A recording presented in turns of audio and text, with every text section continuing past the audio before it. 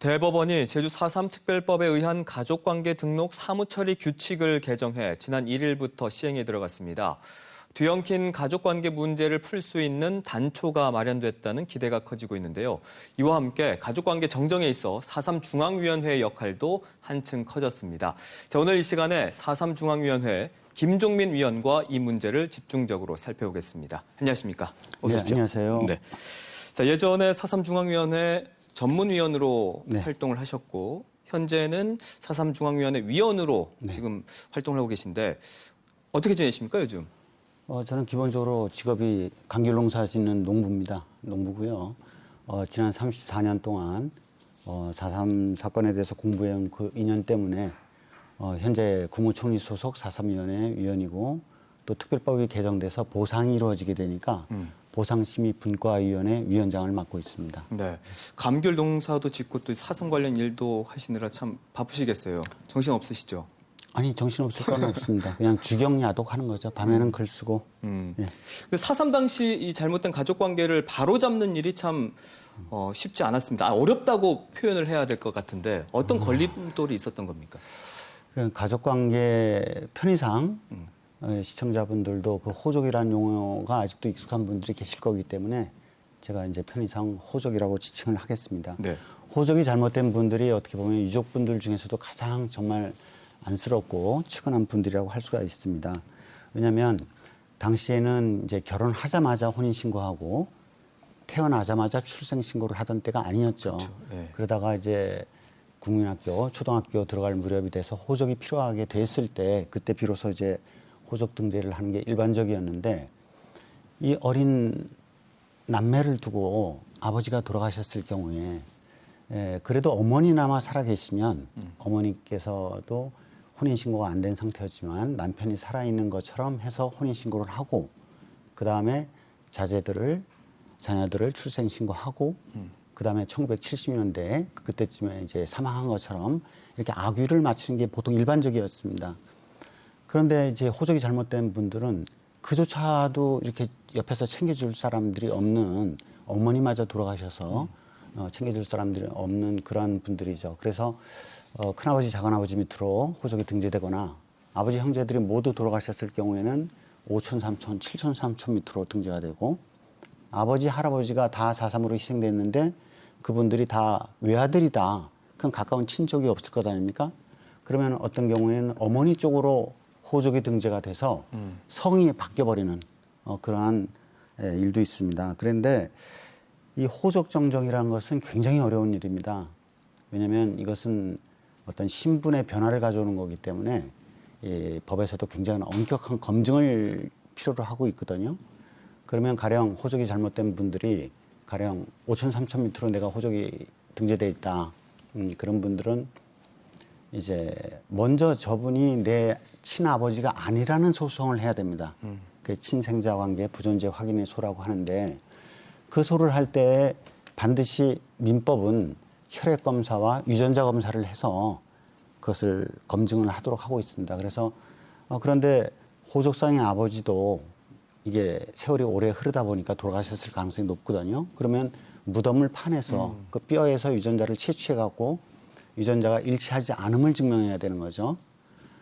그런 어려운 소송을 한 다음에는 그걸로 끝이 아니고 그 다음에는 저기 묻혀 있는 저분이 바로 내 아버지다라는 소송을 또 대한민국 검사를 상대로 소송을 해야 되는 겁니다. 그 인지청구의 소라고 하는데 그때도 아버지 무덤을 파서 또 유전자 검사를 해야 되는 거죠. 그런데 4.3 사건 당시에 그나마 시신을 수습했다면 그게 가능한 일이지만 행방불명된 분들은 그것이 아예 불가능한 거죠. 그래서 이렇게 이러한 어려움 때문에 우리가 4.3 우리 앵커께서도 이 KBS 사원증 갖고 계실 것 아닙니까? 네. 근데 그것은 호족이라는 것은 단순하게 그렇게 사원증처럼 뭐 신혼관계에 나타내는 정도 이것이 아니라 자기의 정체성과 뿌리를 나타내는 아주 굉장히 중요한 거죠.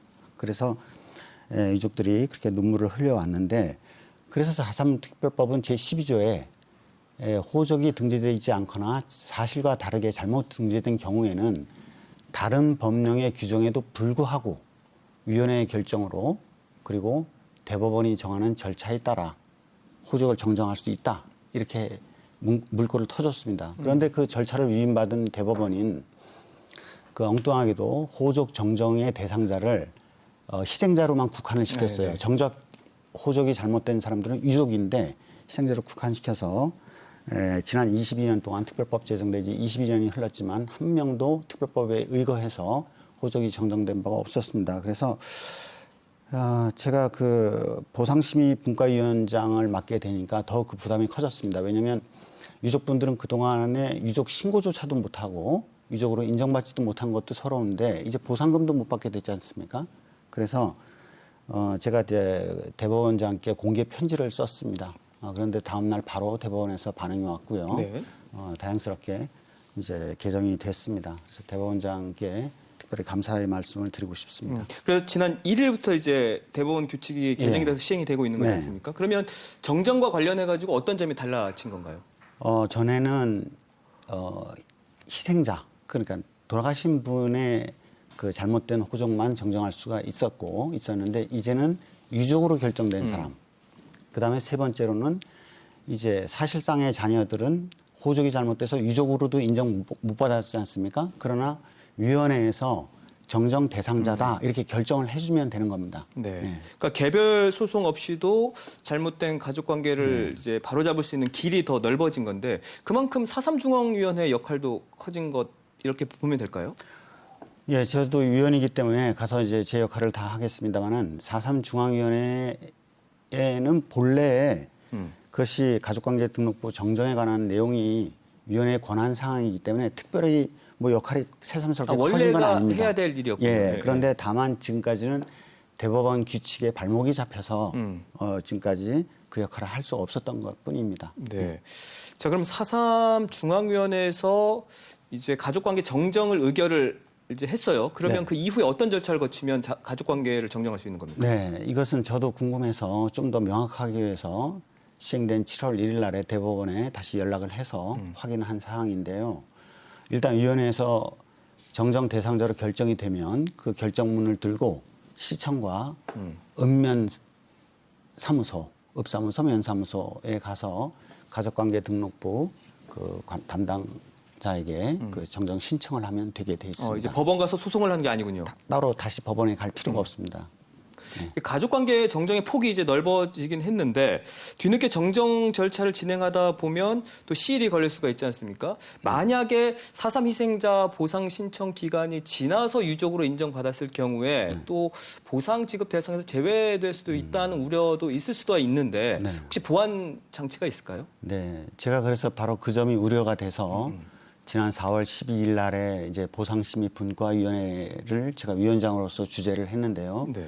그때 이제 단서 조항을 달았습니다. 지급 순서를 정할 적에 사실상의 자녀가 있는 경우에는 그 사실상의 자녀가 호적을 정정하는 시점 그리고 어쨌든 시간을 좀 벌기 위해서 맨 마지막에 이제 신청을 할 수 있도록 그렇게 마지막 연도에 예, 그러면 최소한 한 4년 정도는 시간을 벌 수 있고 네. 그 사이에 호적을 정정할 수 있는 길을 마련해야겠다 이렇게 마음을 먹었는데 이렇게 2달 만에 전격적으로 이렇게 영화 같은 일이 벌어질 줄은 저도 몰랐죠. 예.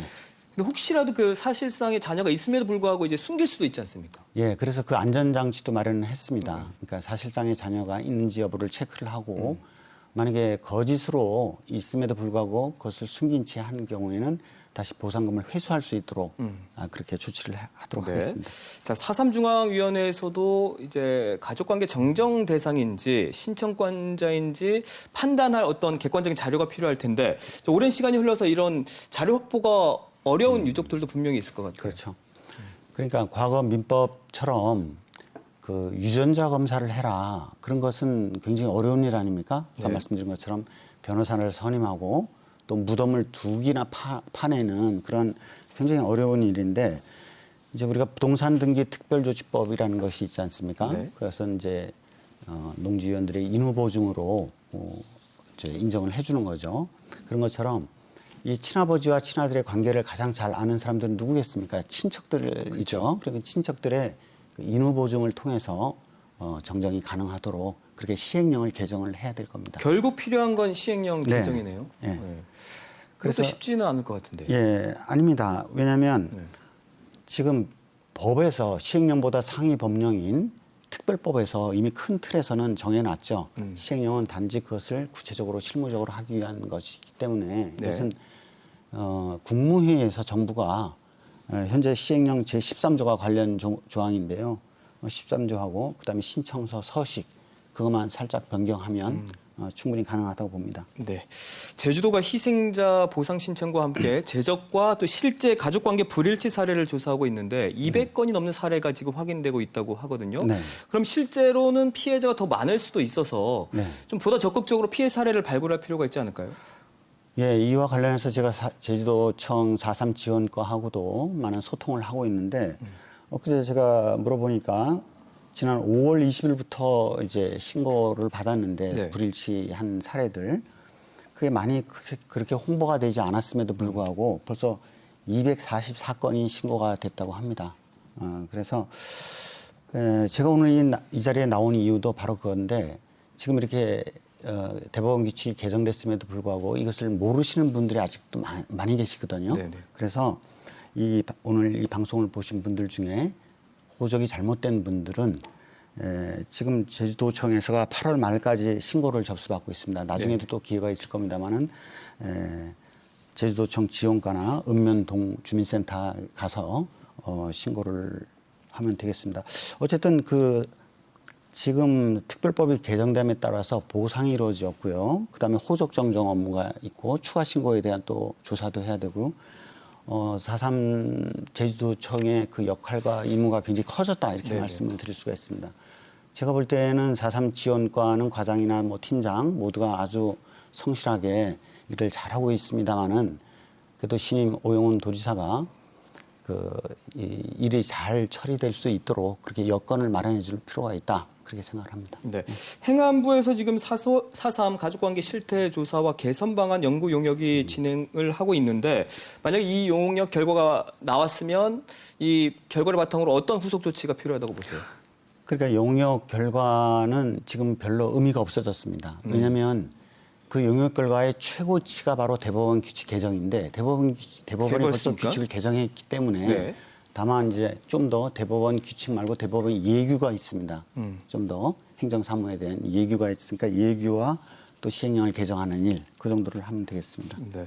뭐 희생자 보상 또 피해자 재심 또 가족관계 정정 등 어떻게 보면 4.3이 한 걸음씩 더 전진하고 있다 네. 볼 수가 있겠는데 뭐 이제 앞으로 더 좀 관심을 가지고 해결해야 될 과제 뭐라고 생각하십니까? 네, 저는 전국 각지의 형무소에 끌려갔다가 6.25 전쟁 때 이승만 정권에 의해서 학살당한 분들이 있지 않습니까? 이분들은 시신도 수습하지 못하고 있죠. 그런데 가령 이제 추정되는 곳이 있습니다. 대전 형무소에 수감됐던 분들은 대전 골룡골이라는 곳에 지금 유해가 묻혀 있는데 그 유해 발굴을 해서 그 신원을 찾아주는 일, 그다음에 이제 군경의 지휘 체계, 그다음에 또 다른 안매 장지가 있다면 그것을 발굴해서 그 가족을 찾아주는 일, 이런 일들이 이제 필요하다고 봅니다. 네, 알겠습니다. 시행령 개정과 관련해서도 좋은 소식이 있길 바라고요. 편지 한 통 더 쓰시는 거 어떻겠습니까?